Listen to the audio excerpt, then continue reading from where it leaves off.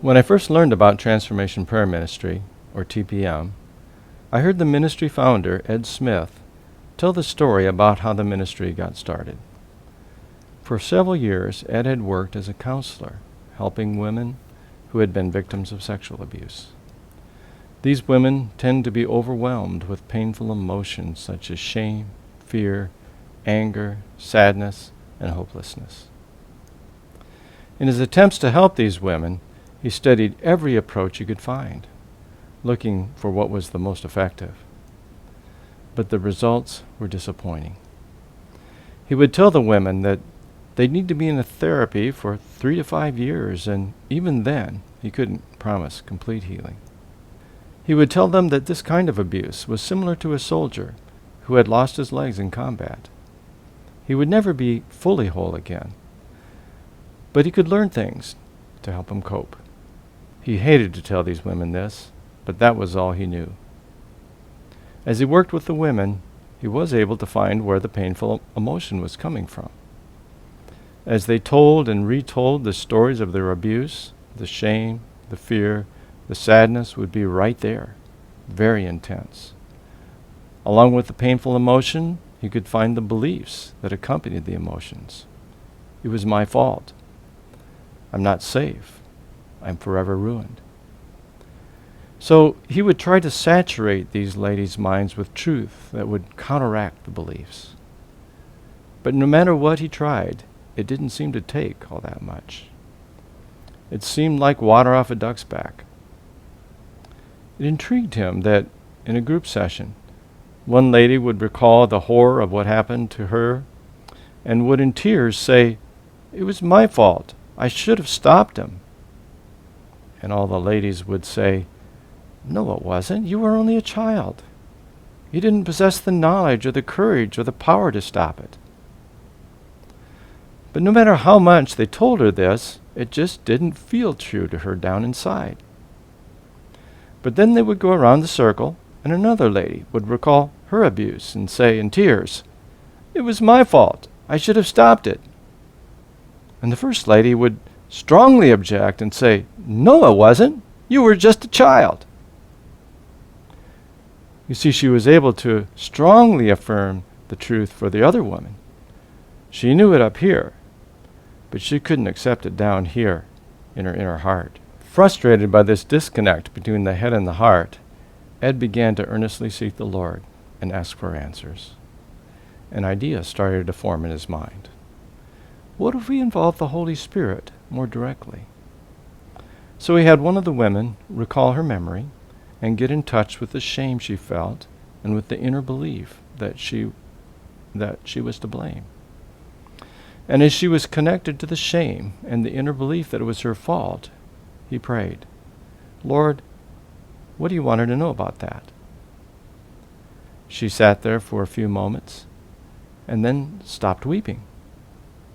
"It's gone," she said. Ed said, "What do you mean? What's gone?" "The shame," she said. It's gone." He said, "You got to be kidding. What happened?" She explained that she had heard a voice in her head saying, "It's not your fault." He said, "Where do you think that came from?" She said, "Well, I think it was Jesus." Incredulous that the feelings of shame were actually gone, he had her check through the memory again, but she couldn't find any feelings of shame anywhere in the memory. This was the beginning of a new approach. Ed began to ask the Holy Spirit to speak to these women in the place of their deep pain.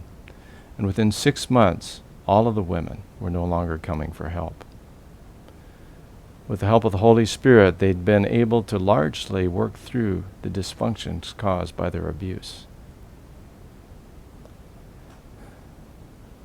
It turns out that they actually weren't like the soldier with his legs blown off. They could find significant healing from their psychological wounds. In Renew Ministry, we have experienced this same kind of transformation as we have asked the Holy Spirit to bring His perspective into the memories of men and women. Over the 17 years since we started using Transformation Prayer Ministry in 2002, it would be hard to overstate the positive effect that dependence on the Spirit for direction and truth has had. People often really do sense the Holy Spirit speaking to them, or confronting them, or correcting them, or comforting them. Sometimes it's simply a reassuring sense that He is present. Sometimes people feel a sense of warmth or acceptance. Sometimes it's an inner voice. Sometimes it's just a thought, a simple realization of truth. Sometimes people see an image that represents the Lord or that brings a truth that they need to think about. Now, I don't think they're actually seeing Jesus, but the Lord is using visual imagery to communicate to them what they need to understand. We find that some people tend to be visual thinkers. Their inner communication includes lots of images. The Lord often tends to communicate to such picture thinkers through images. For example, I remember one woman who was feeling a lot of confusion about the many difficulties and disappointments she was facing in life. So many things just didn't make sense. Why God would do this or allow that? And at one point in the session, she asked the Lord if He had anything that He wanted her to know. And she saw in her mind's eye an image of a mass of different colored yarns, just a jumbled up mess. At first she had no idea what the image was about, but then she realized it was the back of a tapestry. It was a terrible mess on the back, but if you turned it over, there was a beautiful picture. God used that visual image to communicate to her in a very personal way, since she loves crafts, that He was weaving the threads of her life together like a beautiful work of art, even though all she could see from her earthly perspective was a confused and chaotic mess. The Holy Spirit's involvement in the healing, mind renewal process has been so powerful that for a while we almost came to the conclusion that direct communication from the Holy Spirit was the only effective means of healing deep emotional wounds. And in some cases, that could be the case. Some wounds are so tender, so shameful, so terrifying that perhaps only a gentle, kind, and strong touch from the Spirit could possibly heal them. And I found it fascinating that those who have the most painful wounds often seem to experience the most powerful and glorious healing. It's as though the Lord knows what is needed in each situation. But we realize that it would be wrong to conclude that healing only comes from a direct and clear message from the Spirit through interaction with the Lord. Often the Lord brings the truth a person needs after a session, while reading the Bible or while seeking Him in prayer. And often healing truth comes without words or images or anything that's obviously from the Lord. It's just a realization of truth. It's not true. I've been believing that all my life. But now I see it's just not true. The Holy Spirit works in natural ways as well as supernatural ways. He can give us realizations or insights that just click in our minds, or that come from the Bible or from the caregiver.